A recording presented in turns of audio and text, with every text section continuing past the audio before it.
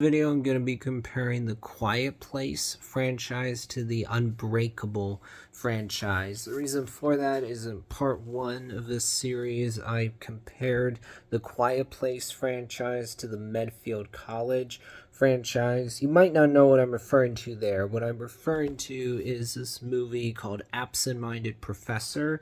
Black and white film, came out back in the 1960s. There was a remake of it called Flubber that came out in the 90s. Then there's these free movies that are set at Medfield College, the same campus that you see in Flubber and Absent Minded Professor, but these free other movies don't have the same characters as Flubber or Absent Minded Professor.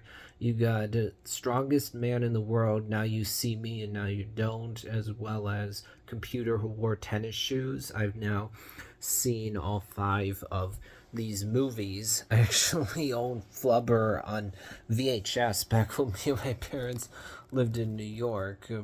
I also, in part one, compared the Unbreakable franchise to the Taken franchise, Unbreakable 1. So now I'm going to be comparing Quiet Place to Unbreakable. First of all, when you look at highest score for each franchise, Quiet Place is doing really well right now. Highest score 96% for the original movie, whereas with Unbreakable, the movie Split, the second film in the trilogy, is the highest score of 79%.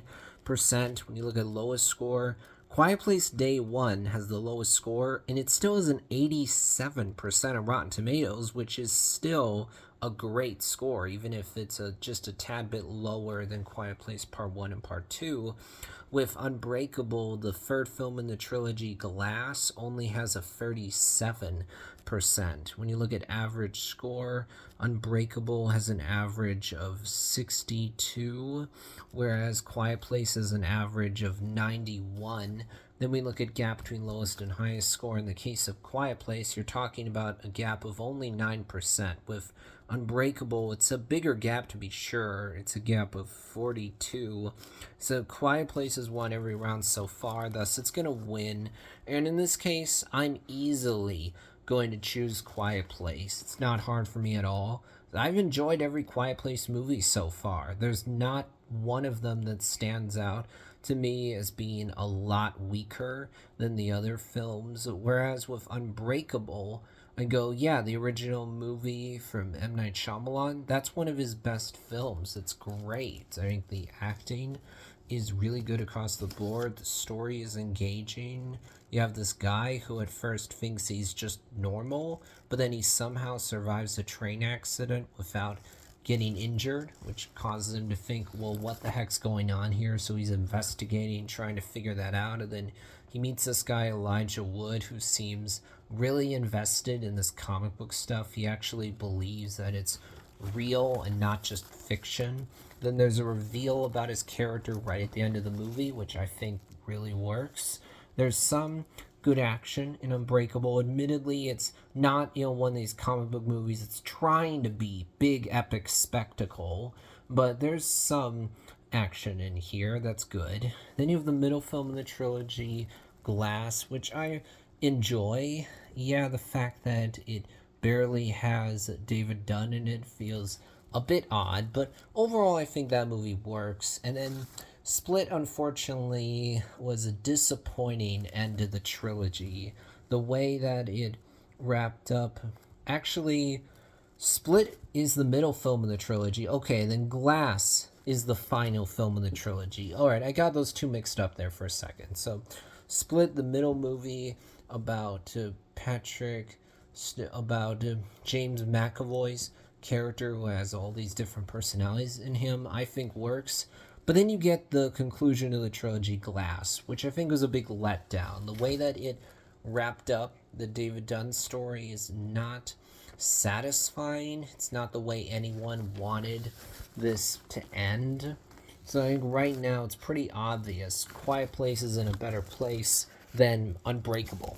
Because Quiet Place Day 1, I think, is a great example of how to do a spin-off right. First of all, one big thing that helps immediately is that the Quiet Place franchise has a premise and concept that actually immediately lends itself to a spin-off, because the first two movies are set in the countryside or on a farm.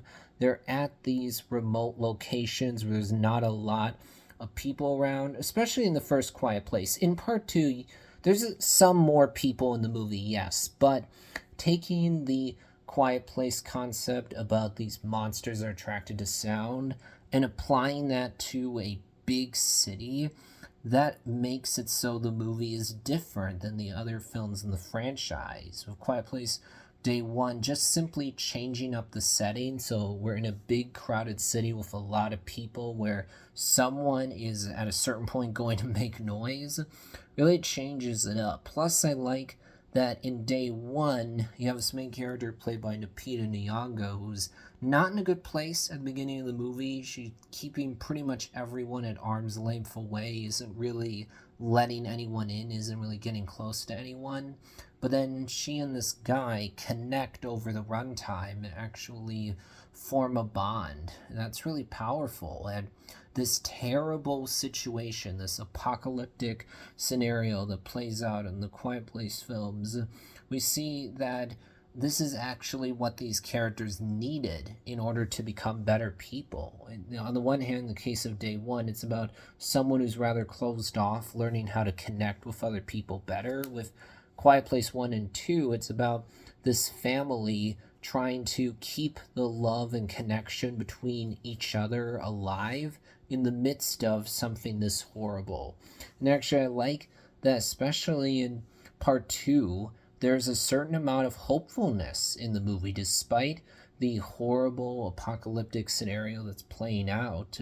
You have this character played by Cillian Murphy, who's rather cynical and jaded at first, but then as a result of meeting one of our main kids, he actually ends up regaining some hope. He becomes not quite as cynical as he was previously. And also in the first film, you think about it and realize, oh, the events of the movie are what the family needed to heal from the loss they suffered right at the beginning of the movie, where that little boy dies, and then the daughter thinks that her father blames her for the kid's death. And then at the end of the movie, the father performs a heroic sacrifice in order to save his family, and thus he clearly shows his daughter that I don't blame you for our son's death. I love you. That's really powerful. So the Quiet Place movies, they managed to both have action in there that works and also have strong emotions as well. No, I really enjoy all the movies so far. Don't really have any big issues with them. Sure, with Day One, there's some amount of wasted potential here. We could have gone a bit more into what's going on with the aliens. We could have fleshed that out a bit more, but that doesn't hurt the quality of the movie too much, in my opinion. So in this case, I'm easily going to choose Quiet Place over Unbreakable. That'll wrap things up for this one.